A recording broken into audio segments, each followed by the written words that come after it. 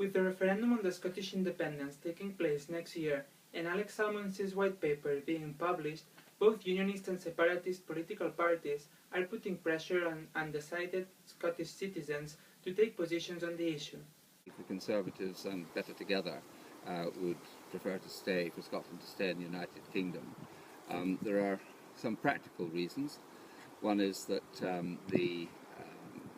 Scotland has about 5 million inhabitants, which is about 10% of the population, but about 30% of the landmass. So it is logistically, it's a big country to cover with roads and so on.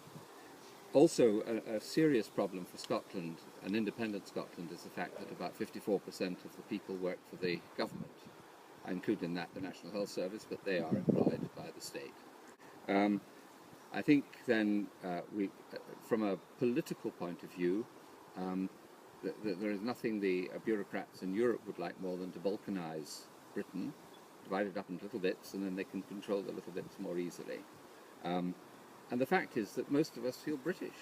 If there is a majority of no in the referendum result, it could mean the end of the SNP as a dominant political force.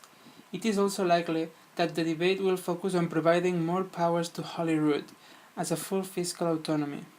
I think for the Greens who are in favour of independence, it's nothing to do with nationalism or anything like that. It's because as a party we believe in democracy working at the most local level.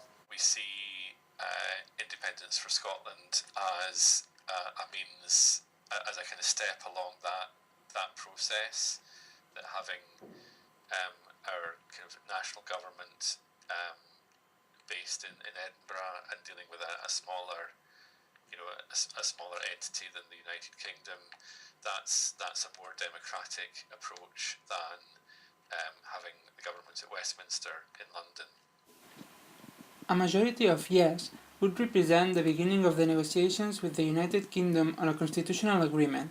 It is likely that, given the large amount of problems that need to be resolved, the period of time from the vote until the independence would be long.